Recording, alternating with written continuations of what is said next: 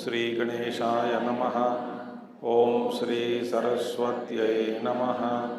ओम श्री गुरुभ्यो नमः। ओम समस्तजनकल्याणे निरतं करुणामयं नमामि चिन्मयं देवं सद्गुरुं ब्रह्मविद्वरं सद्गुरुं ब्रह्मविद्वरम्।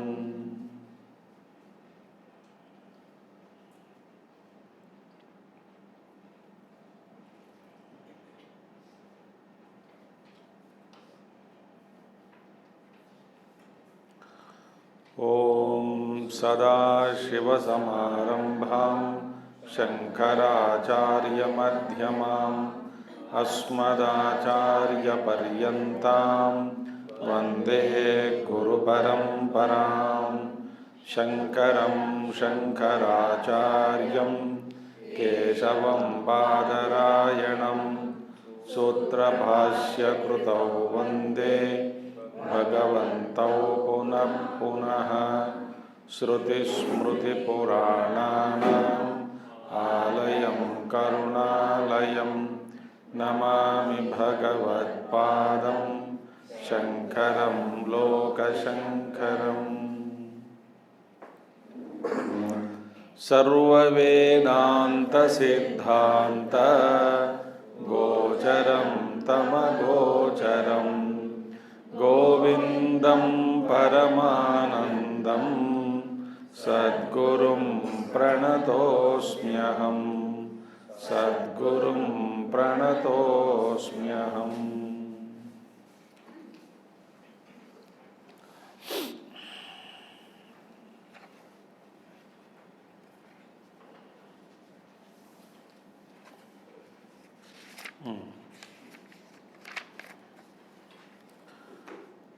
We are in 446th verse, है ना?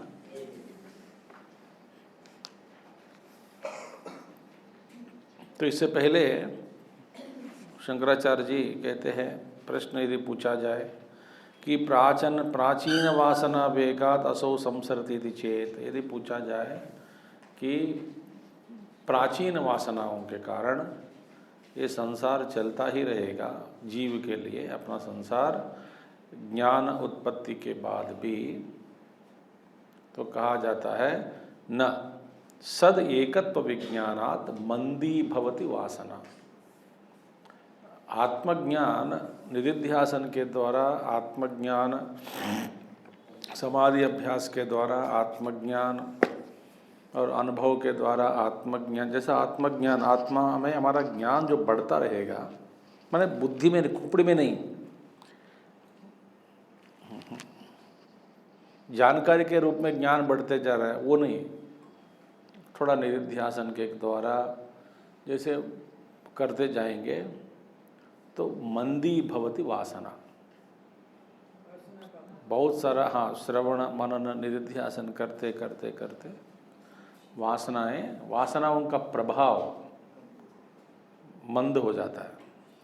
आप जरा कल्पना करें, आप जरा सोच लीजिए, विश्लेषण बहुत जरूरी है कि कुछ कुछ चीज़ों के प्रति वेगपूर्वक आकर्षण हमारा जो होता था पहले, अत्यंत तुरंत आकर्षित होते थे कुछ कुछ चीज़ों के प्रति।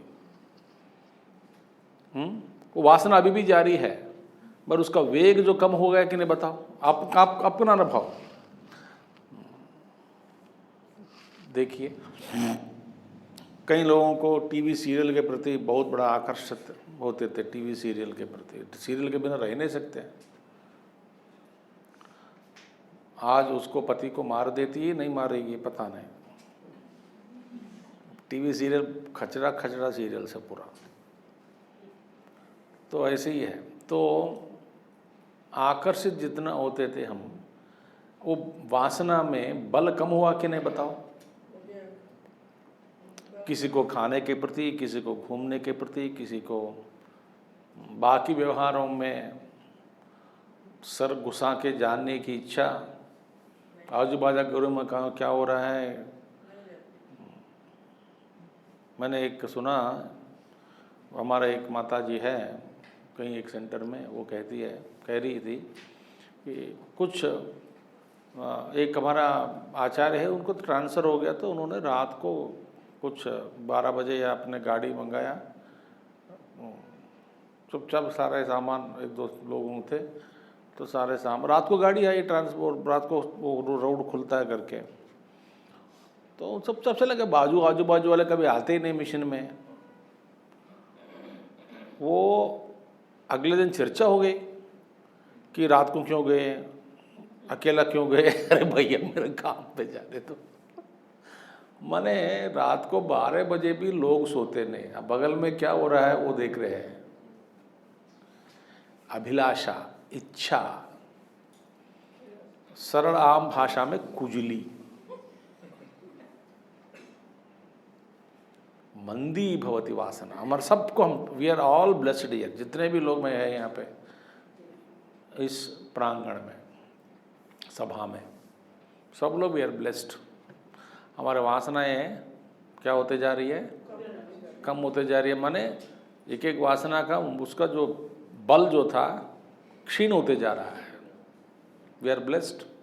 इसलिए हमारे भीतर जितने, हमारे अंदर जितना हम शांति का अनुभव करते हैं, उतना वेदांत में, वेदांत से दूर जो भी है, श्रवण आदि इत्यादि नहीं किए, उन लोगों के लिए बहुत मुश्किल है। चलो, मैं एक महात्मा जी का मुझे एक खत मिला तो कुछ समय पहले, रिसेंटली, वेरी रिसेंटली, बड़े अवधूत है, महात्मा है, नहीं कि उन्होंने दिया है कि walk in peace, no peace, share peace and become piece.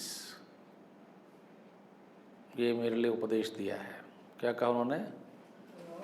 Walk in peace, no peace, KNOW, share peace, become peace. तो ब्यूटीफुल नो, सुनने में कितना अच्छा लग रहा है, देखिए। तो walk in peace, no peace, share peace and become peace. Not PIACE, PEACE। तो चलो, कोई मंत्र है हमारे लिए दिया है तो आपको बांट दिया। Walk in peace, no peace, share peace, become, ultimately become peace. Beautiful. So मंदी भवति वासना, ठीक है। इसका उदाहरण भी दिया है, आप पढ़ सकते हैं। और अभी हम जीवन मुक्त पुरुष के लिए भी अपना प्रारब्ध होता है ना, उस पर थोड़ा विवेचन किया है। क्या है? निदिध्यासनशीलस्य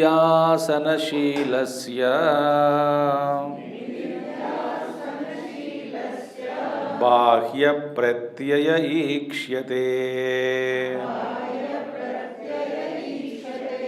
ब्रवीति श्रुतिरेतस्य प्रारब्धं फलदर्शनात्।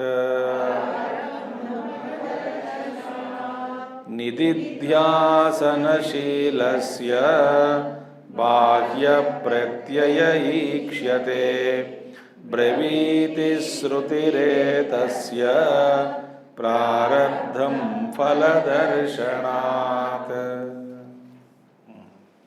निदिध्यासन माने, मैंने बता दिया ना, दिध्यासा, दिध्यासा माने ध्यास, एक ही ध्यास। जैसे कि पैसा कमाने की इच्छा जिसके पास है, जिसका है इच्छा, जिसकी इच्छा है, उसका मन में हमेशा यही गूंजता रहता है। क्या गूंजता है? पैसा कैसे कमाए, पैसा कैसे कमाए, पैसा कैसे कमाए। अरे भाई, रोटी का टुकड़ा दाल में डुबाया, खाने से पहले उनको एक अद्भुत विचार आया पैसे के बारे में, रोटी छोड़ दिया, उठ गया, लिखने गया, टाइप करने गया, ईमेल देने गया। भाई तो ऐसा क्यों किया है? बोलते दिध्यास, मेरे जो ध्यान जो है हमेशा पैसा कमाने में ही है। देखिए सुख दिध्यास। साधक के लिए कैसे ध्यासा होती है? अरे रामकृष्ण परमहंस को जैसे जो पक्षी उड़ रही है आकाश से, पक्षियों की जो मेला झुंड उड़ रही थी, उन्होंने देखा, समाधि में गए। तो महात्माओं क्या है, महात्माओं के लिए जो कुछ भी वे देखते हैं, सुनते हैं, इट ट्रिगर्स समाधि इन देम। देखिए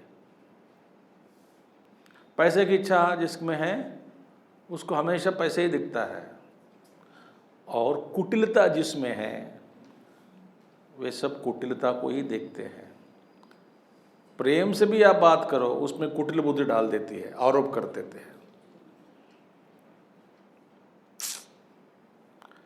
तो यहाँ पे निदिध्यासन श्रवण मनन के द्वारा, बाद में निदिध्यासन माने पढ़ाई के द्वारा, सत्संग के द्वारा, जप के द्वारा, ध्यान के द्वारा, प्रवचन के द्वारा, सत्संग के द्वारा, गोष्ठी के द्वारा, इन सभी मार्गों से निदिध्यासन किया जाता है ना। मैंने बताया ना आपको कुछ इससे पहले, कुछ 1-2 महीने पहले। जो निदिध्यासनशीलस्य माने निदिध्यासन परस्य, जो हमेशा निदिध्यासन में लगे हुए हैं, निदिध्यासनशीलस्य, उनके लिए हम सोचते हैं वो तो निदिध्यासन करे रहे, समाधिस्थ में अंतर्मुखी हो गए। नहीं, उनमें भी प्रारब्ध के वजह से बाह्य प्रत्यय ईक्ष्यते, बहिर्वृत्ति दिखाई देती है। देखिए बहिर्वृत्ति, ऐसा नहीं कि मैं कभी भी, क्योंकि व्यवहार तो चलाना है। बड़े महात्मा हैं, साधक है, संत है, व्यवहार तो चलाना है ना। कभी कभी ऐसा सुनना पड़ा, कभी कभी ऐसा कुछ सुन लिया कि अरे किसी का एक्सीडेंट हो गया, आपके भक्त है, आपके सेवक है, गिर पड़ा है, चोट लगी, अस्पताल ले गया उनको, तुरंत उनको व्यवहार करना पड़ता है ना। मैं ब्रह्म हूं, ऐसा नहीं बैठ सकते। समझ में आ गया आपको बात? कठोर व्यवहार आध्यात्मिक का निदर्शन नहीं है। कठोर व्यवहार नहीं होता है ना आध्यात्मिकता में, उठना पड़ेगा। तो ज्ञानी also will have his own प्रारब्ध, सबका प्रारब्ध होता है। तो प्रारब्ध के कारण निदिध्यासनशीलस्य अपि बाह्य प्रत्यय ईक्षते दृश्यते, दृश्यते माने देखी जाती है।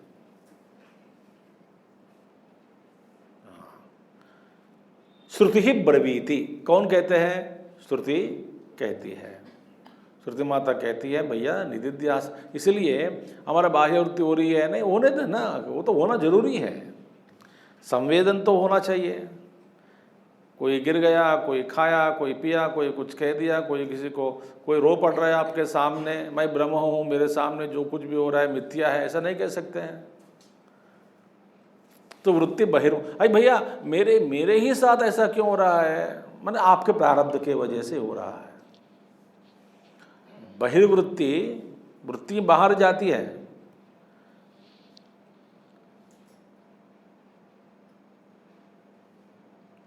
क्यों जाती है बाहर वृत्ति? प्रारब्ध के अनुसार। कोई कब्र मिला, समझिए उसका कैंसर हो गया, उसका ये बीमार पड़ गया, उसका तो तबीयत ठीक नहीं है, तो फिर मुझे भी उठ के जाना पड़ता है कि नहीं? समझिए वो अस्पताल में बैठे हैं, आप एक बार रात आओगे, मेरे नज़र में न अस्पताल है न मेरा शरीर है, ऐसा नहीं कह सकते।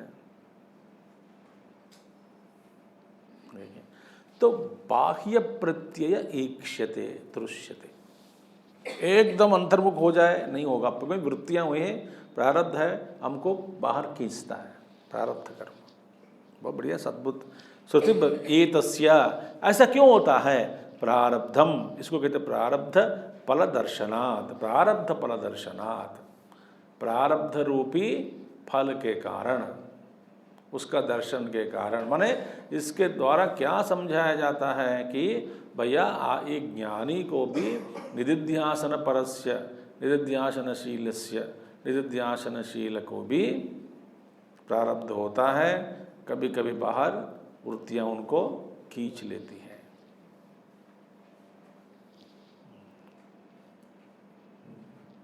सो हमेशा 24 घंटे समाधि में रहें, ये संभव नहीं है।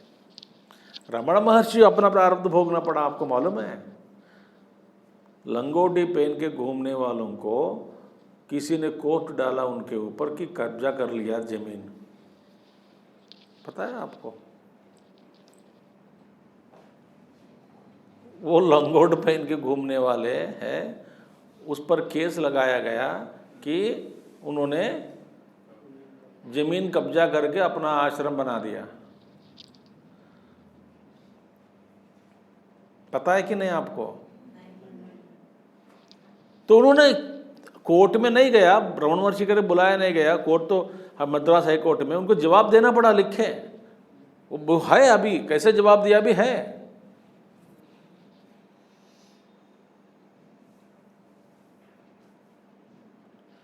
कि ये प्रारब्ध ने तो है, तो क्या है फिर? देखिए, उनको भी ये सारे इतने सारे भक्त लोग आ जाते थे, कभी कभी खाने के लिए नहीं होता था आश्रम में कुछ भी। बैंगन का जो हैंडल होता है ना पकड़ने वाला, वो ऊपर, एक बार उसको काट के सारे बैंगन सब्जी बनाए, ऊपर का तो फेंक देते हैं। तो भगवान देखा है, क्या कर रहे हो, फेंक रहे? नहीं, इससे चटनी बनती है।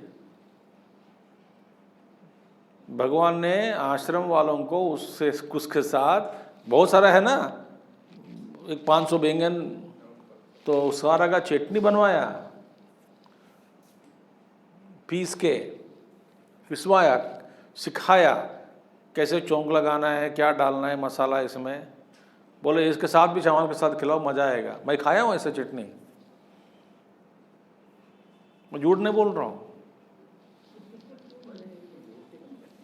तो भगवान मनुष्य के बताओ, आप प्रारब्ध कहोगे कि नहीं कहोगे? वो आश्रम को संभालना पड़ता है।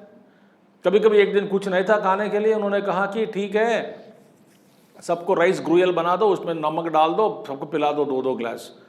भाई चावल खाने के लिए चावल नहीं है, इतना चावल नहीं था, बस 5 किलो चावल, कुछ 4 किलो चावल था। खाने वाले 200 लोग या 50-60 लोग है, कहाँ ये आएगा?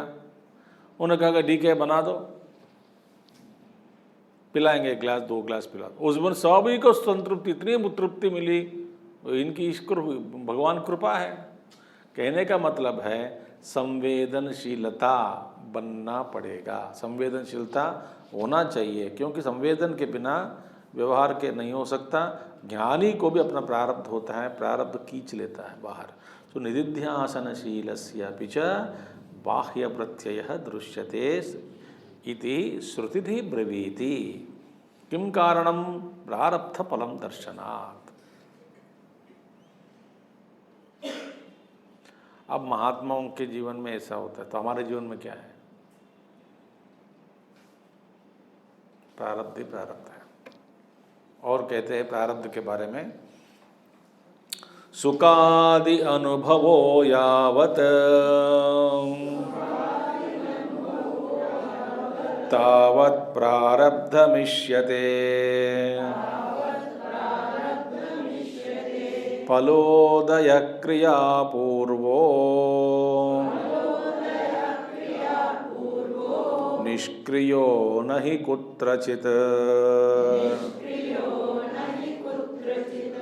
सुखादि अनुभवो यावत् तावत् प्रारब्धमिष्यते फलोदय क्रिया पूर्वो निष्क्रियो नहि कुत्रचित्। देखिए, सुख आदि, सुख दुख आदि अनुभव यावत्, जब तक ये सुख और दुख हम भोग रहे हैं, भोगना होता है। देखिए, कब तक हम सुख और दुख भोगते रहेंगे बताओ? जब तक शरीर है। तो प्रारब्ध कब तक रहेगा? जब तक शरीर है। माने जब तक शरीर है, सुख दुख भोगों से हम अपने आप को बचा नहीं सकते। देखिए, कुछ ना कुछ होता ही होता है। तो यावत जब तक ये सुख दुख आदि अनुभव आपको मिल रहा है, तावत तब तक प्रारब्धम इष्यते। प्रकर्षेण आरब्धम, आरब्ध माने पहले ही ये फलीभूत कर्म फलीभूत होना शुरू हो चुका है। कुछ कर्मों का फल शुरू हो चुका है, मिलना शुरू हो चुका है, फलीभूत होना शुरू हो गया, उसको कहते हैं प्रारब्ध। अच्छे अच्छे अभी इसका विचार आएगा। तो कहते हैं कि और प्रारब्ध कैसे आया? पहले कुछ किए हैं, इसी का प्रारब्ध होता है ना। पहले कुछ किए हैं तभी प्रारब्ध होता है ना। कुछ किए बिना प्रारब्ध कैसा होता है? माने प्रारब्ध है, हम भोग रहे हैं सुख दुख। इसका मतलब क्या है? प्रारब्ध कैसा जाना जाता है? अनुमान प्रमाण के द्वारा। प्रारब्ध है माने सुख दुख भोग रहे हैं। भोग रहे हैं माने अनुमान लगाओ, क्यों भोगते हैं? माने ये फल के रूप में मिल रहा है। फल मिल रहा है माने इससे पहले पूर्व हमने कुछ किया है, कर्म का फल भोगना ही पड़ेगा।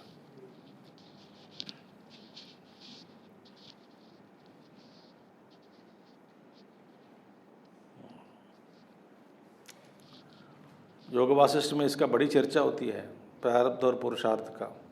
वो बड़ा उत्कृष्ट ग्रंथ है। और एक ग्रंथ तो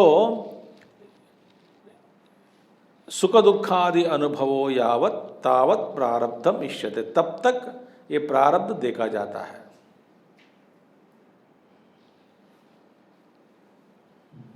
माने जब तक आप सुख दुखादि अनुभव कर रहे हैं, माने तब तक आप समझ सकते हैं कि सुख दुख हो रहा है, इसका मतलब प्रारब्ध है।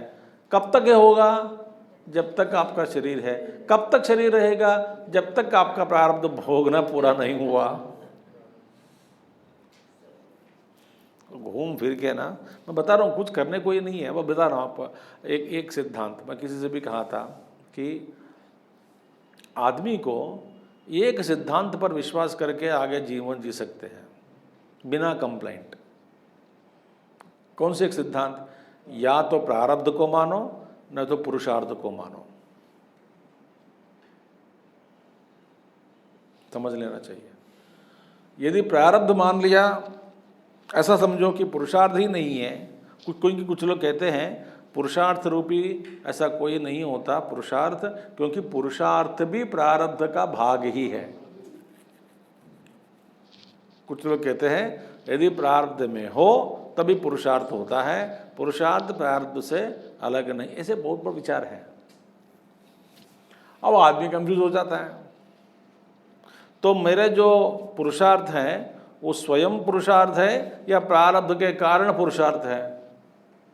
ये प्रारब्ध ही पुरुषार्थ के रूप में प्रकट हो रहा है, या नहीं तो ये पुरुषार्थ जो है मैं दिखा रहा हूँ, ये मेरे स्वतंत्र रूपी पुरुषार्थ हैं।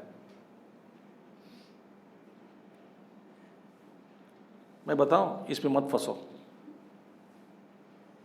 Don't get caught up in this. तो क्या करना चाहे? आप एक सिद्धांत पर विश्वास करो। हाँ, मैं पुरुषार्थ पर भीष्माचार्य जी क्या कहते हैं महाभारत में, और वियोगवास, पुरुषार्थ ही करो बोलते हैं। पुरुष प्रयत्न करो, ये प्रारब्ध के अंतर्गत है या नहीं वो सब छोड़ो, तुम्हारे स्वेच्छा है। पुरुषार्थ करते रहो, भोगना पड़ेगा। आप तो पुरुषार्थ करना पड़ेगा ना। आप देखिए, प्रारब्ध भोग सकते हैं, पुरुषार्थ के कारण प्रारब्ध को कम कर सकते हैं कि नहीं। आपको बुखार आया, प्रारब्ध है, डॉक्टर के पास जाके दवा लेके कम कर सकते हैं कि नहीं। अब उस पर प्रारब्ध है कि नहीं, मत फंसो इस चक्कर में। यदि उस पुरुषार्थ से भी प्रारब्ध मजबूत है तो प्रारब्ध जीत लेगा। माने पुरुषार्थ आपने कम किया है, इसीलिए कहा जाता है भगीरथ प्रयत्न। सुना है कि नहीं, भगीरथ प्रयत्न। वैसे भगीरथ कैसा ऐसा प्रयत्न पुरुषार्थ किया, गंगा को उतारा। ये आप मामूली प्रयत्न नहीं है। गंगा जी बोलते मैं आऊंगी, पहला फिर वो मुझे पकड़ने वाला कोई कौन, रोक कर मेरे को पहला मेरे नियंत्रण में लाने वाला कौन हो, शिवा हो सकता है, तो फिर बेचारा तो आप रुको फिर मैं आपके पास आऊंगा करके शिव जी के लिए तपस्या किया। शिव जी प्रकट हुए, 2-3 बार उन तपस्या करने के बाद ये सब को सेटअप किया। पहला शिव जी को सेटअप किया, यहाँ पे इनको सेटअप किया, उनको सेटअप किया, तपस्या करके भगीरथ प्रयत्न करते हैं। वो गंगा जी बह रही है, कोई मुनि आश्रम को भी फिर उखाड़ के फेंक दिया, वो मुनि को गुस्सा आया। क्या क्या प्रॉब्लम बेचारा उन्होंने फेस किया है। तो जब तक सुख भोग अनुभव दुख हो रहा है, ये मान लो कि ये प्रारब्ध का ही फल है।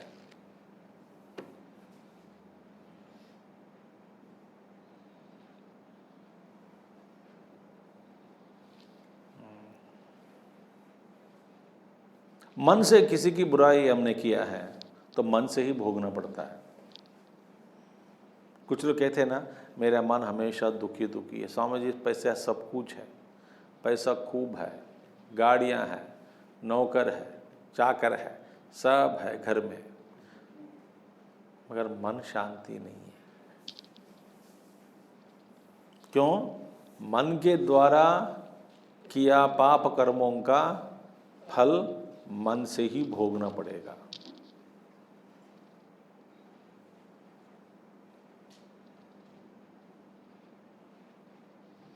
देखिए,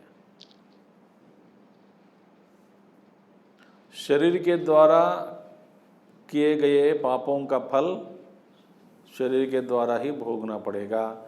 वाणी के द्वारा किए गए कर्मों का फल वाणी के द्वारा ही भोगना पड़ेगा। स्टैमरिंग, न तो डम्ब होना, न तो बात नहीं कर पाना, अपने भावों को व्यक्त नहीं कर पाना, व्यक्त नहीं कर पाने से ही झंझट उठाते जीवन में। कई लोग हैं बोल नहीं पाते, इसलिए झंझट पड़ जाते हैं। देखा कि नहीं ऐसे लोगों को? स्पष्ट भाव से बता नहीं सकते, इसलिए बहुत मुश्किल उठाते हैं ये लोग। तो बताते क्यों नहीं? बताना नहीं आता है। बताना चाहता हूं, बता नहीं पा रहा हूं।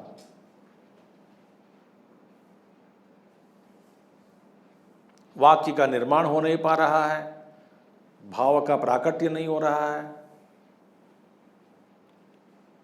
कई लोग हैं, इसीलिए यही फल है।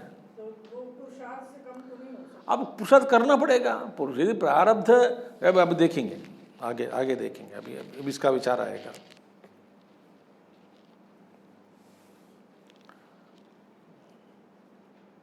उसका निवारण के लिए कई प्रायश्चित कर्म हैं,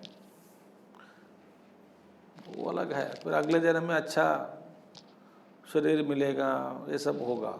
तो सुखानुभवो यावत, as long as the experiences of sukha and dukkha are there, so long tavat prarabdha mishyate, the prarabdha effects of prarabdha are seen. ठीक है? पलोदय क्रिया पूर्वः, पलोदय पूर्व पलोदय क्रिया पूर्वः, माने ये फल कैसे वाला? पूर्व किए गए कर्मों का फल है। यदि कर्म नहीं किया, निष्क्रिय नहीं कुत्रचित, माने कर्म के बिना सुख या दुख मिलना असंभव। स्वतंत्र रूप से सुख या दुख किसी को नहीं मिलता। स्वतंत्र माने कर्म के बिना, कर्म के बिना। इसलिए लक को कहते अदृष्टम। दक्षिण भाषा में कहते हैं अदृष्ट, ये तो उसका अदृष्टम है। मन लक को कहते हैं अदृष्टम। लक माने अब कहीं कुछ कुछ मिल गया अचानक दर्शन, अदृष्टम माने अदृष्टम। इस कर्म का, ये फल का कर्म हम देख नहीं पाते हैं, क्या है वो देख नहीं पा रहे हैं। उस अदृष्ट कर्म का फल ये भोग रहा है। अचानक लॉटरी मिल गया 2 करोड़ का, ये अचानक नहीं होता कुछ भी।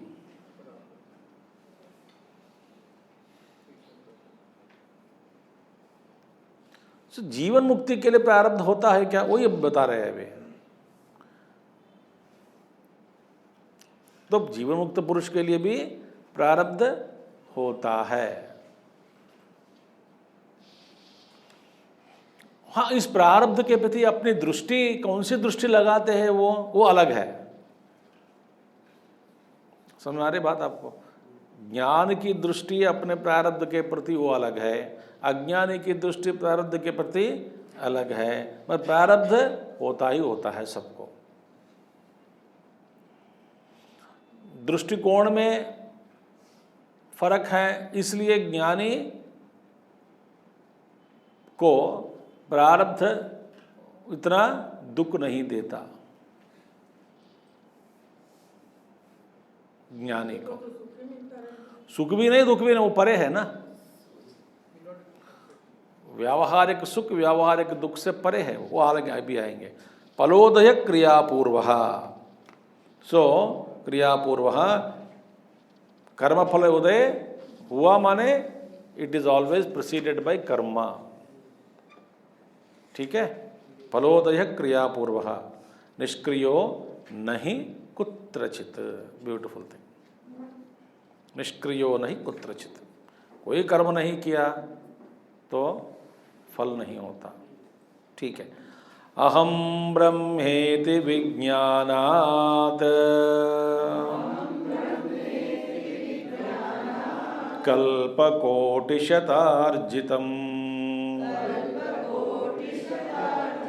संचितं विलयं याति प्रबोधात् स्वप्नकर्मवत्।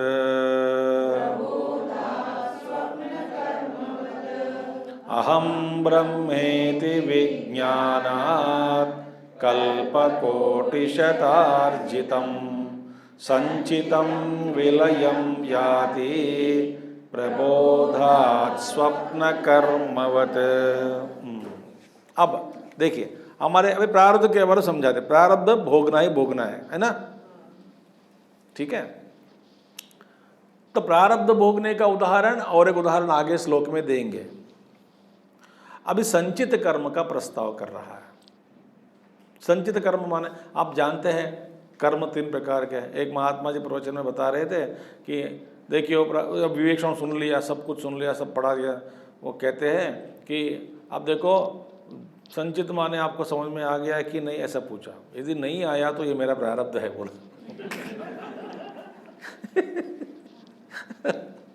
आगामी समझ में आ गया कि नहीं आया तो मेरा प्रारब्ध है। तो मेरी प्रारब्ध ठीक नहीं है इसलिए ऐसा हो रहा है, तो आप मेरे प्रारब्ध अच्छा है ऐसा मैं समझता हूँ। मैंने आपको, आप जानते हैं कि संचित कर्म क्या है? नहीं, अब देखो, नहीं जानते तो बताओ, बता दूंगा।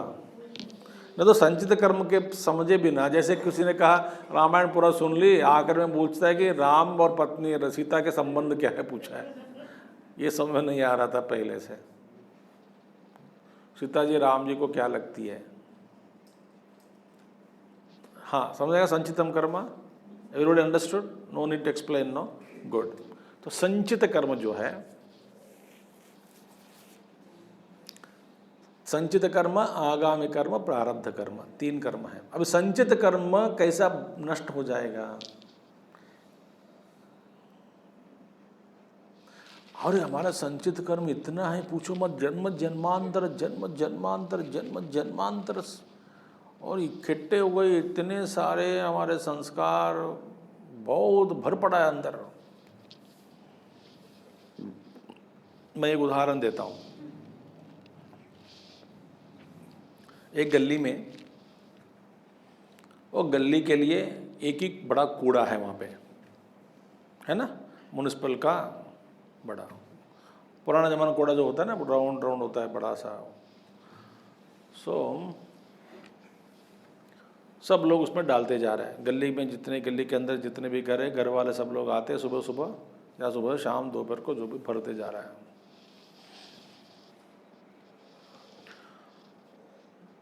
और एक बार ऐसा हुआ, 1 महीने तक उन्होंने साफ सफाई नहीं किया, क्लियर नहीं किया कूड़ा, वो भरते जा रहे हैं। और जब पिछले महीने का जो डाला था ना, वो नीचे है, आज का है फ्रेश हो जाता है ना, इतना बदबू नहीं आता आज का। और आज के और कल का या परसों का 1 हफ्ते से हफ्ते जो कूड़ा भरा रहा है, भर पड़ा है, ये हफ्ते का कूड़ा जो भी है वो ऊपर रहने के कारण नीचे का जो बदबू बाहर नहीं आ रहा है, दब गया ना, इसलिए बाहर नहीं आता। जैसे कि वो क्लीन करने आएगा ना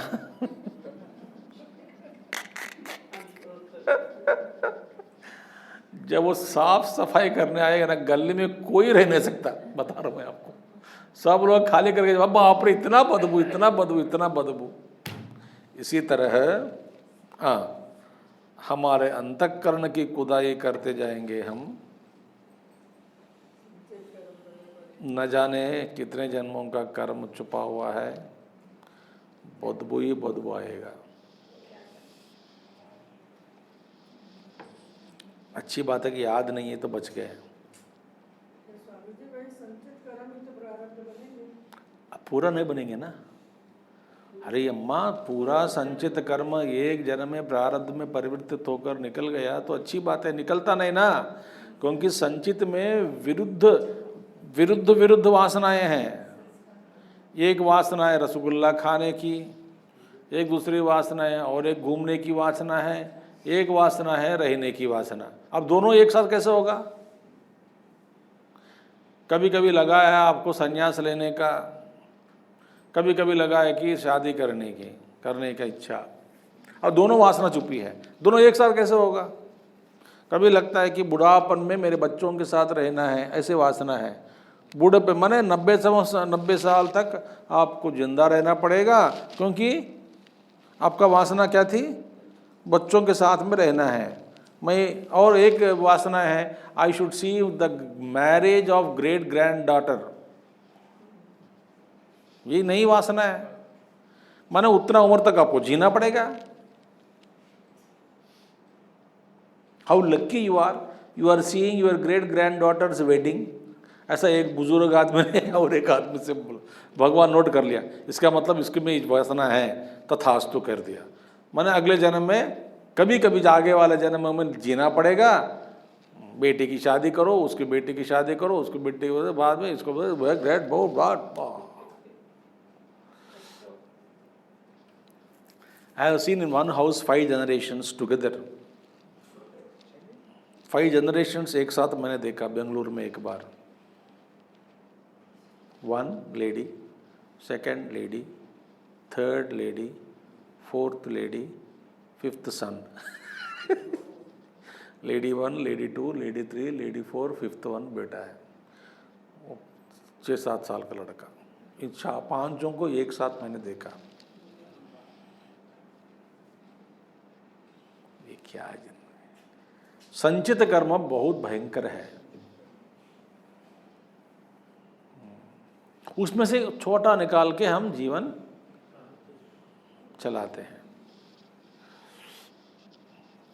चलो मैं आपको एक साथ, आप बफे में गए, बफे पार्टी में जाते हैं ना, क्या एक साथ प्लेट भर के आ जाते हैं क्या? कोई कुछ लोग हैं बहुत कम इंटेलिजेंट पीपल, हम ज़्यादा इंटेलिजेंट नहीं है। हम क्या करेंगे, रोटी सब्जी लेके आओ, फिर दाल के लिए दोबारा जाओ, फिर मिठाई के लिए और एक बार जाओ, फिर सांभर चटनी के लिए, फिर साउथ इंडियन खाने के लिए बार बार जाते हैं कि नहीं?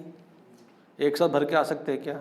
इसी तरह सारे संचित कर्म जितना भी पड़ा है, उस संपूर्ण रूप से संचित कर्मों में से कुछ ना कुछ हम प्रारब्ध के रूप में अर्जेंट संचित कर्म भोगने के लिए कुछ कर्म प्रारब्ध के रूप में परिणत होकर प्रकट होता है, पूरा संचित कर्म नहीं, वैसे के वैसे ही है।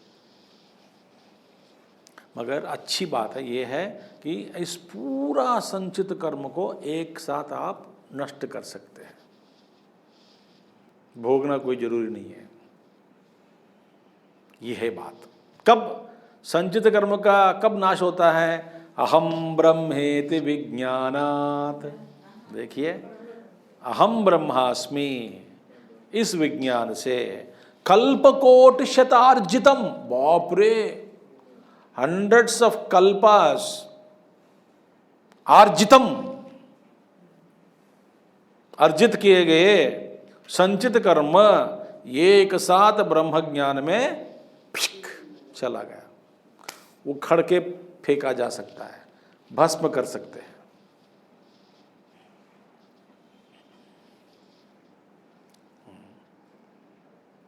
अच्छी बात है कि नहीं? नहीं तो मुक्ति कभी नहीं मिलेगी, बता रहा मैं आपको, किसी को भी नहीं मिलेगी मुक्ति।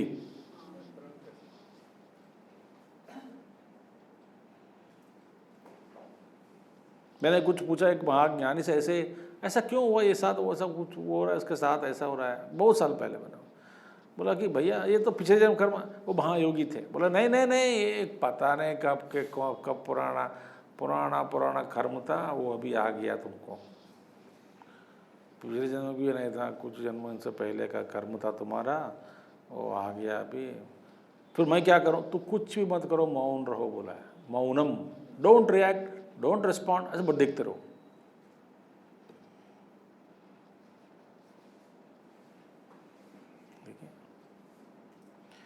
सो संचितम कर्म संचितम विलयम याति, विलय हो जाता है, नष्ट हो जाते हैं। प्रबोधात् स्वप्न कर्मवत, उदाहरण दे रहे, जान सुनिए। संचित कर्म का उदाहरण स्वप्न का उदाहरण दिया है। संचित कर्म के लिए स्वप्न का उदाहरण, तीनों कर्मों का उदाहरण देंगे अभी। कैसे ये स्वप्न संचित कर्म का नाश हो जाता है? स्वप्न कर्मवत, स्वप्न में, स्वप्नावस्था में आप कुछ किया है, अच्छा किया बुरा किया, दोनों का फल भोगने से पहले भोगते भोगते भोगते आप भोगने जा रहे हैं। किसी ने कहा स्वप्न में आपको अच्छा मुफ्त में एक सिनेमा टिकट दिया है, तो स्वप्न में दोस्त बोला न जाने क्या कर्म किया है, तुम पुण्य कर्म किया है, हेलो मुफ्त में टिकट लो, चलो जाओ मूवी देख के आओ। स्वप्न में आपको स्वप्न में लगा कि यार मैं कुछ कर्म किया होगा, पुण्य कर्म, इसलिए 200 रुपये का टिकट मुफ्त में मिल गया, अब चले जाएंगे मूवी देखने। पुण्य कर्म, पुण्य भोगने जा रहे थे, कब कहाँ? स्वप्न में जा रहे थे, पुण्य भग, अच्छा आपका दिल खुश है, शांत है, मजा आ रहा है, उत्साहित है, भोगने जा रहे हैं। जाते जाते पैर खिसक गया, नीचे गिर गया, चोट लगी तो उठ गए। तो पुण्य कर्म आप भोग सकते हैं क्या फिर दोबारा जाके? तो पुण्य का भी नष्ट हो गया। वैसे किसी ने मारने आ रहे हैं आपको, बंदूक लगाया सिर पर, गोली चलाने से पहले बॉस करके किसी ने चिल्लाया उनको, उन्होंने देखा, डर के मारे आप जग गए, पाप कर्म से बच गए कि नहीं? माने स्वप्न में पुण्य कर्म से भी हम बच सकते हैं, पाप कर्म से भी बच सकते हैं। कई बार के लोग कहते हैं अरे यार मूवी देखने जा रहा था तभी तुम उठा दिया मुझे, आधा घंटे पहले के बाद उठा देते हैं, मूवी खत्म हो जाती है मेरी। बोलते हैं कि नहीं कई लोग?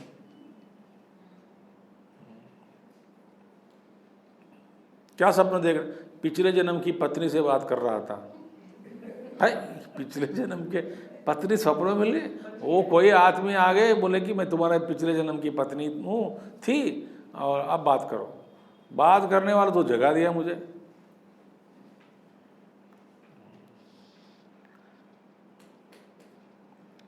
जिस स्वप्न से उठने के बाद स्वप्न का सुख भी कम खत्म हो गया, स्वप्न कर्म खत्म हो गया, स्वप्न का अच्छा कर्म बुरा कर्म सब एक साथ भस्म हो गया, ऐसे नहीं उठने के बाद। इसी तरह है, have you seen Matrix movie? Matrix में यही दिखाया। How many of you seen Matrix? No, you are seen, okay. Matrix में वो ये दिखाते हैं कि ये सब इल्यूजन है, दिस वर्ल्ड इज इल्यूजन।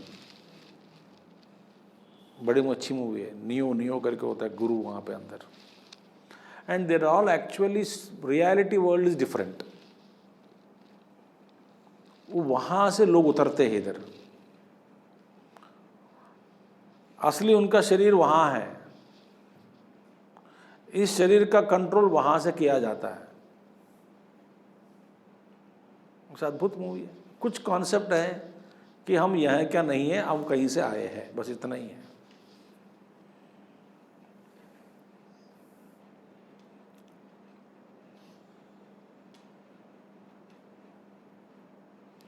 यूं कल्पना करें कि हम सब कहीं सो रहे हैं,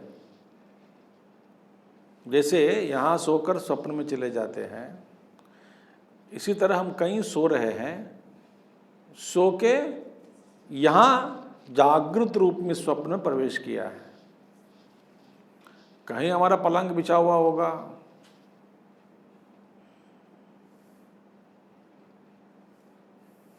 इस जागृत अवस्था में अंदर आ गया है। ऐसी कल्पना करो,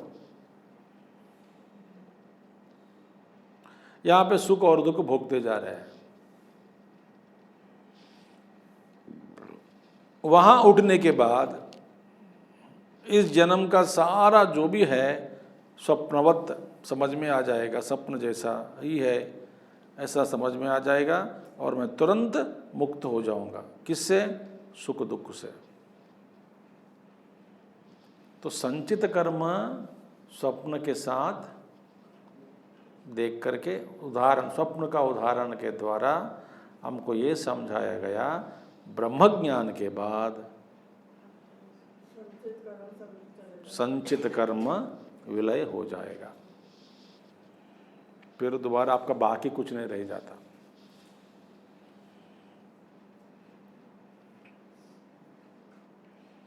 तो उसी उदाहरण को समझा रहे हैं। यत्कृतं स्वप्न वेलायाम पुण्यं वा पापमुल्बणम् सुप्तोति तस्य किं तत्स्यात् स्वर्गाय नरकाय वा।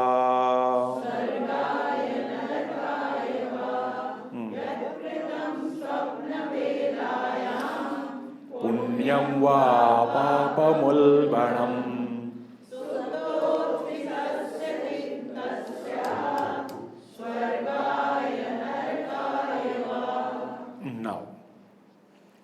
उदाहरण दे रहे हैं। यत् कृतम स्वप्न वेलायाम, स्वप्न वेलायाम स्वप्न अवस्था में आपने जो किया है, क्या किया? पुण्यम व पापम। उल्बण माने भयंकर रूपी सुपरलेटिव पुण्य, ज्यादा पुण्य, ज्यादा ही पुण्य किया, ज्यादा कर्म पाप कर्म किया, उल्बणम। ठीक है, बड़ा पाप किया, बड़ा पुण्य किया। उल्बण माने भयंकर डिग्री, मैंने कर्म ऐसा कर्म किया आपने, कर्म का फल भोगना ही पड़ेगा आपको। छोटा मोटा कर्म नहीं किया, छोटा मोटा कर्म पुण्य कर्म नहीं किया, छोटा मोटा पाप कर्म भी नहीं था, अच्छा कर्म किया। कब किया? स्वप्न वेलाया, स्वप्न में, भोगने से पहले। पाप कर्म हो पुण्य कर्म हो, ऐसा कर्म आपने किया भोगने से पहले। सुप्तोत्थितस्य किम तत्स्यात्, बेचारा उसको क्या बचा है बताओ। वो रो भी रह रहा है। मैंने कहा ना, अरे पुण्य कर्म भोगने से, पुण्य का फल भोगने से पहले मुझे उठा दिया। बोला कि नहीं, अपने जीवन में बोला होगा, यार क्यों उठा दिया। ये बच्चा बोलेगा क्या मम्मी, मैं छक्का मारने वाला था, वो बॉलिंग भी कर रहे थे, नज़दीक आ गया बॉल तभी उठा दिया, मैं बैट भी उठाया, मारने वाला था छक्का तभी आपने उठा दिया मुझे, क्या मम्मी ऐसे किया है करके बच्चा रोता है मम्मी से। क्यों? 1 सेकंड के रुक जाते, वो छक्का मारने के बाद मैं उठ जाता। पुण्य कर्म का फल निकल गया। ऐसा बॉल कभी भी नहीं मिलता है मुझे, कोई नहीं डालता है, आसानी से फेंका है वो बॉलिंग, इतना आसान था उसको उठाना। About the cover drive, about the cover नहीं हुआ। सो सुप्तोत्थितस्य किम तत्स्यात्, स्वर्गाय नरकाय वा, न स्वर्ग के लिए न नरक के लिए, माने वो नहीं जाएगा, स्वर्ग भी नहीं जाएगा, नरक फल भी नहीं मिलेगा, क्योंकि दोनों से ऊपर उठ गए। क्यों उठ गए? माने नींद से उठ गए, स्वप्न में जो किया कर्म अंत ही हो गया। इसी तरह संचित कर्म का फल ब्रह्म ज्ञान के बाद पूर्ण रूप से खत्म हो जाता है।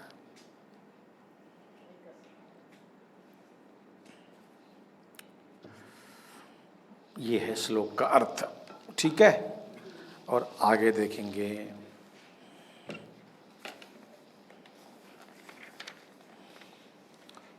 स्वमसंगमुदासीनम्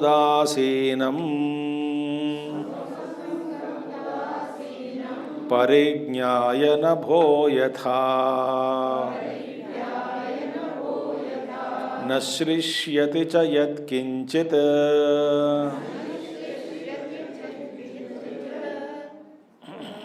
एक मिनट। कदाचित् भावकर्मभिः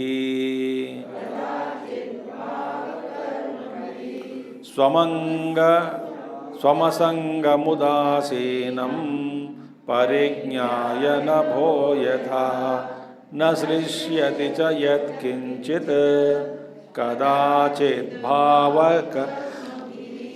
ये अभी आगामी कर्म के बारे में बता रहे हैं। आगामी कर्म से कैसे मुक्त होना है? आगामी कर्म माने क्या है? आने वाले कर्म। आने वाला कर्म का मतलब क्या है? अभी वर्तमान में हम जो कर्म करेंगे उसका फल भविष्य में भोगेंगे। ध्यान से सुनिएगा। संचित कर्म का थोड़ा सा भाग लेकर के हमने जन्म लिया, वो प्रारब्ध बन गया, ठीक है। बहुत कम भाग, 99.9% संचित में ही है, 0.1% लेके जन्म लिया है।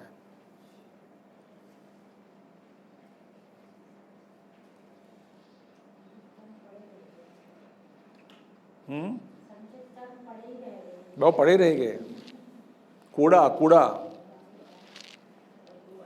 भर पड़ा है, उसको जलाना ही जलाना है।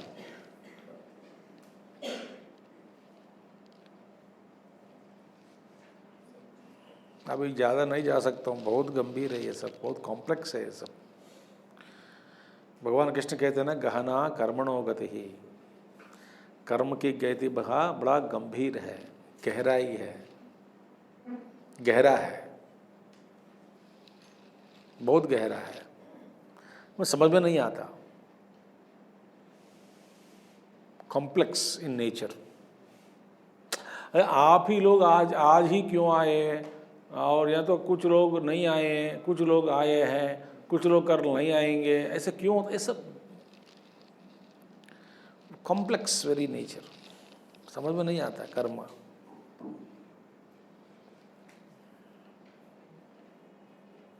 माया। तो आगामी कर्म माने अभी वर्तमान में हम कर्म कर रहे हैं। ध्यान से सुनिए, हम कैसे करते हैं कर्म? हमारे लिए आगामी कर्म होती है। क्यों होती है? कर्म होता है, क्यों होता है आगामी कर्म? इसलिए होता है कि हम कर्तृत्व भाव और भोक्तृत्व भाव से कर्म करते हैं।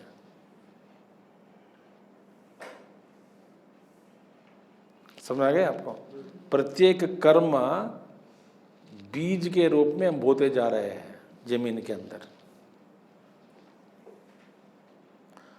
बीज के रूप में कब बोता हो रहा है, कब बोना हो रहा है, किसी लिए हो रहा है कि हम प्रत्येक कर्म को कर्तृत्व भाव भोक्तृत्व भाव से करते हैं। ये मैं कर्म कर रहा हूँ, कल उसका फल मैं भोगना चाहता हूँ। ये मैं कर रहा हूँ, इसका फल कल मुझे मिलना है।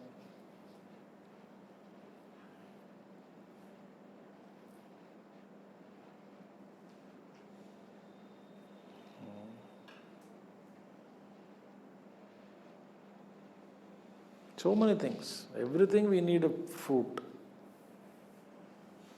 नतीजा बोलो, फल बोलो, परिणाम बोलो। इसीलिए क्या हो रहा है, हमारे आगे आगामी बढ़ते जा रहे हैं। संचित पूर्व जन्मों में किए गए कर्म है। आगामी इस जन्म में जो हम बीज बोते जा रहे हैं, उसका फल भविष्य में मिलेगा। आगामी कर्म कैसे नष्ट होगा? इसका मतलब क्या है? भोक्तृत्व कर्तृत्व भाव के बिना यदि हम कर्म करते हैं तो आगामी से हम बच जाएंगे। बिना कर्तृत्व भोक्तृत्व कर्म करना कब संभव होता है, ये प्रश्न है। एक उदाहरण दे रहा है। स्वम, अपने आप को, आत्मा को, असंगम उदासीनम, दो शब्द प्रयोग किया। अपने आप को ऐसा जानो, मन अनुभव से। जब हम अपने आप को अनुभव से जाना है कि मैं असंग हूँ,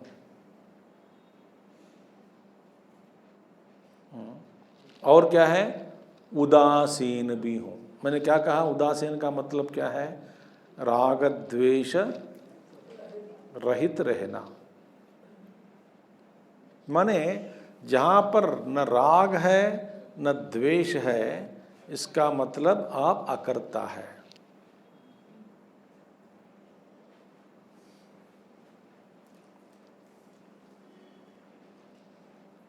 ध्यान सुनिएगा। माने राग द्वेष रहित यदि आप कर्म करते हैं, आप में कर्तृत्व भाव नहीं होता। करना है, किया है, उसमें कर्तव्य के रूप में करते हैं, मगर उसमें कर्तृत्व भाव भोक्तृत्व भाव, कर्तृत्व भाव नहीं रहने के कारण भोक्तृत्व भाव भी नहीं रहता। तो उदासीन का मतलब क्या है? राग द्वेष रहित। राग द्वेष वियुक्तैस्तु विषयान् इंद्रियैश्चरन् आत्मवश्यैर्विधेयात्मा प्रसादमधिगच्छति।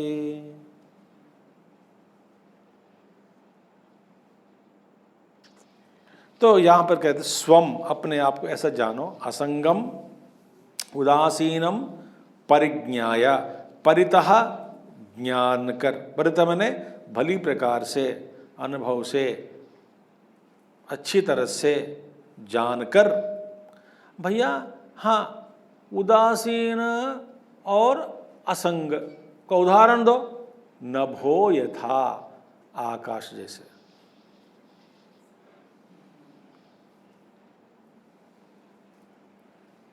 चलो, संचित कर्म का उदाहरण क्या था? स्वप्न। आगामी कर्म का उदाहरण क्या दिया? आकाश। यदि आप आकाश जैसे रहते हैं, अपने आप को आकाश के समान धर्म वाला जान लिया, माने असंग और उदासीन, दो धर्म यहाँ पे। न श्लिष्यति च यत्किंचित कदाचित, यत्किंचित कदाचित, कभी भी थोड़ा सा भी, न श्लिष्यति न लिप्यते, नॉट टेंटेड, नॉट टच्ड। देखिए, लिपायमान नहीं होता। लिपायमान नहीं होता माने स्पर्श, वो अस्पर्श रह जाता है, वो अस्पर्श है। आकाश में अस्पर्शता है कि नहीं? न भोक्तृत्व भाव है न कर्तृत्व भाव, क्यों? अपने आप को असंग रूप में जान लिया। ये वो अपने आप को जब असंग रूप में जान ही लिया तो न कर्तृत्व है न भोक्तृत्व है। कर्म तो किया जा रहा है उनके द्वारा, जो कुछ भी करना है कर रहा है, मगर कर्तृत्व भाव नहीं है, भोक्तृत्व भाव नहीं है। मैं आपको बताता हूँ उदाहरण। नींद में गहरी नींद में मच्छर काट रहा है आपको, गहरी नींद में मच्छर काट रहा है। आप हाथ में मच्छर काट रहा है, एक हाथ में, दूसरे हाथ से उसको मच्छर को मार दिया, आपको पुण्य होता है पाप होता है? बताओ। कुछ नहीं होता। क्यों नहीं होता? मच्छर को मार दिया आपने।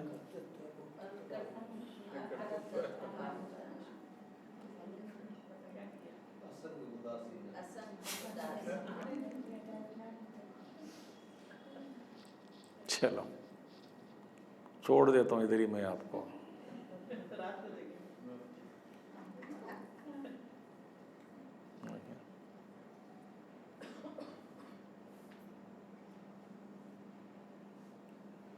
एक अवधूत के सामने मैंने बैठा हूं एक बार,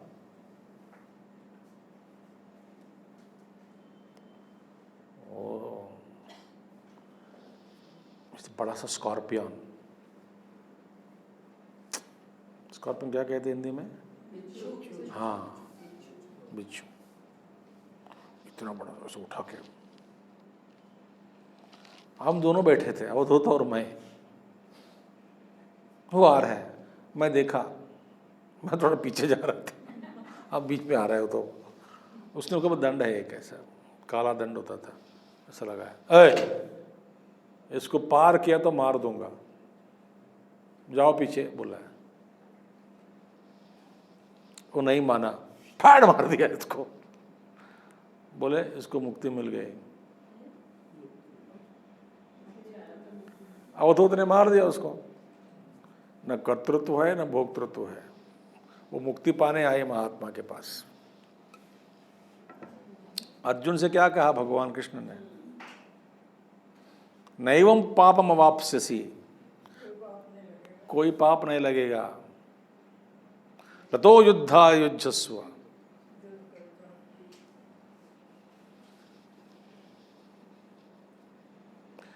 तो केवल कर्ता। अभी सोचना शुरू किया, सोच के किया, माने मंथन किया, इसका मतलब कर्तृत्व भाव जागृत किया आपने। तो कहते हैं स्वम अपने आप को असंग रूप में, उदासीन रूप, जैसे आकाश जैसे आप अपना स्वरूप को जान लिया तो आप न लिप्यते न सृष्यति यत्किंचित कदाचित भावी कर्म भी। भावी माने भविष्य में आने वाले कर्मों का फल भोगना आपको जरूर नहीं पड़ेगा। क्यों? क्योंकि आप निर्लिप्त है। क्यों निर्लिप्त है? किससे निर्लिप्त है? कर्तृत्व भोक्तृत्व भाव से निर्लिप्त है। क्यों निर्लिप्त है? मैं अपने आप को आकाश के रूप में जान लिया। आकाश हमेशा निर्लिप्त है।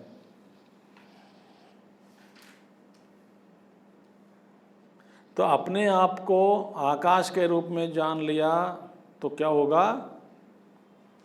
भावी कर्म से आपको मुक्ति मिल गई। मुझे तो भावी कर्म नहीं, आगे आगामी कर्म मिल गए, मुक्ति मिल गई, संचित से मिल गए। भोगना पड़ेगा, भोगना पड़ेगा। बताऊंगा ना उसको, अभी सीक्रेट पहले नहीं बोलूंगा। हाँ जी, हाँ प्रारब्ध जो भी है संचित भी था, सब किया तो नहीं, निर्लिप्त नहीं थे, फिर आपको जला रहे कि नहीं? पूरा जला के रख रहा है। वो तो बच गया, आप उनसे बच जाते हैं आप ब्रह्मज्ञान होते ही। ब्रह्मज्ञान नहीं हुआ तो नहीं बचेंगे, फिर वो कूड़े से कुछ निकालेंगे अगले जन्म के लिए।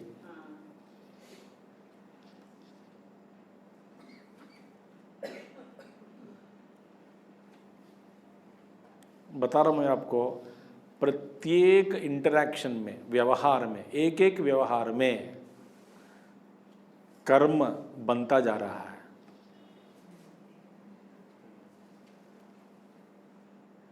मैं बता रहा हूं, सावधान कर रहा हूं। प्रत्येक व्यवहार में कर्म बनता जा रहा है, नए नए कर्म, नया नया कर्म बनता जाएगा।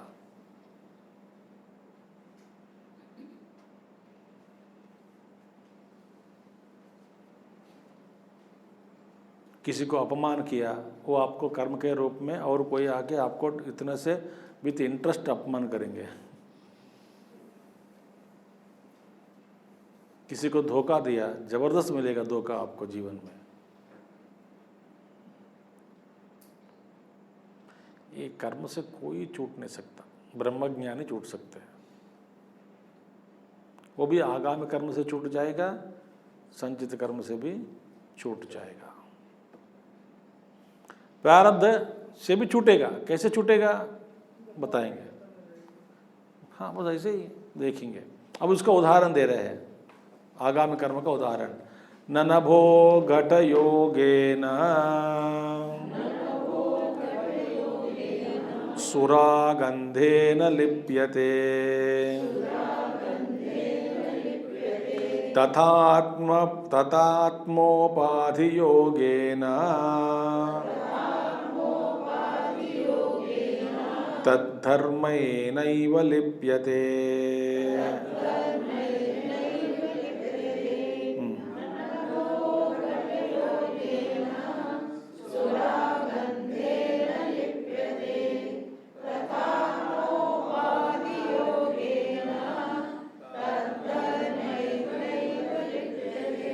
एक घट है, घट के अंदर क्या है? आकाश है ना? घट बनते ही आकाश बन गया, घटाकाश बन गया। उसमें सुरापान डाला, उसमें क्या डाला? सुरापान।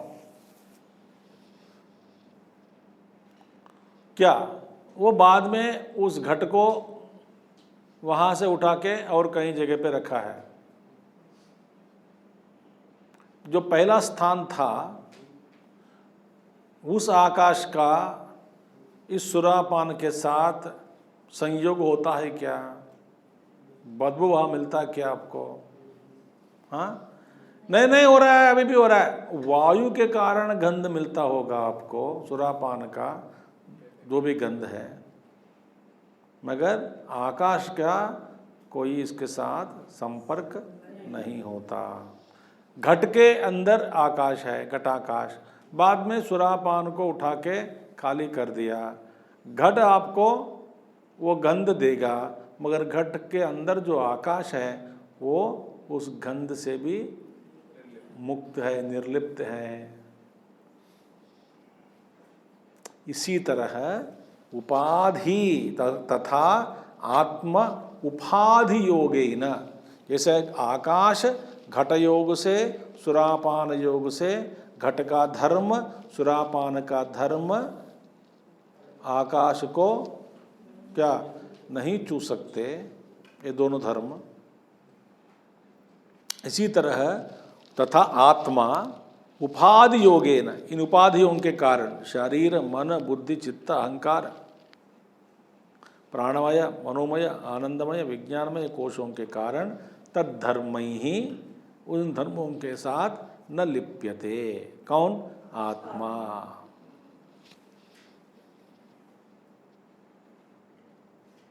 न लिप्यते, देखिए लिप्त नहीं होता, इसीलिए एक उदाहरण दिया है। इसी तरह आकाश जैसे मेरा स्वरूप होने के कारण भोक्तृत्व भाव, कर्तृत्व भाव, उपाधि से ही मेरा संबंध नहीं रहने के कारण फिर अहंकार के साथ क्या संबंध है, भोक्तृत्व भाव के साथ क्या संबंध है, कर्तृत्व भाव के साथ क्या संबंध रहेगा, कुछ भी नहीं। तो करना क्या है, अपने आप को जानना है। कैसे जानना है कि मैं आकाशवत हूं। ये कैसे संभव, ध्यान के द्वारा, निधिध्यासन के द्वारा, समाधि अभ्यास के द्वारा संभव है। हम जब अपने आप को जान लिया कि मैं आकाशवत हूँ, न पुण्य है न पाप है, आगामी कर्म कोई हमको बिगाड़ता नहीं, ठीक है। फिर और एक बात प्रारब्ध के बारे में बताते हैं, और एक आने वाले श्लोक में शंकराचार्य जी और एक बार प्रारब्ध के बारे में एक उदाहरण, प्रारब्ध के लिए उदाहरण दे रहे हैं। तो तीर का उदाहरण जानते हैं ना, तीर का फेमस उदाहरण वो देंगे, हम कल देखेंगे इसका उदाहरण। सो अभी हमने क्या देखा आज, संचित कर्म का उदाहरण क्या था, स्वप्न। स्वप्न में किए गए पाप और कर्म, पुण्य कर्म से हम मुक्त रहते हो जाते, कब, जागने के बाद। इसी तरह ब्रह्म ज्ञान के प्राप्ति के बाद संचित कर्म पूरा भस्म हो जाता है, विलय हो जाता है। और आगामी कर्म कैसे करें, हम अपने आप को आकाश के रूप में जानकर, माने आकाशवत, जैसे आकाश निर्लिप्त है वैसे आत्मा उपाधियों से परे है, उपाधि से निर्लिप्त है, इसीलिए न कर्तृत्व है न भोक्तृत्व है, इसलिए आगामी कर्म नहीं रहेगा, फल भोगना कोई जरूरी नहीं होता, क्योंकि कर्तृत्व भाव के बिना कर्म का फल किसको देना है, वहाँ करता ही नहीं है, ठीक है। अब प्रारब्ध के लिए उदाहरण दे रहे हैं। अब बचा प्रारब्ध, इसके साथ क्या करें कल देखेंगे। ओम पूर्णमद पूर्णमिदं पूर्णात् पूर्णमुदच्यते पूर्णस्य पूर्णमादाय पूर्णमेवावशिष्यते। ओम शांति शांति शांति। हरि ओम श्री गुरुभ्यो नमः। हरि ओम। सद्गुरुनाथ महाराज की जय।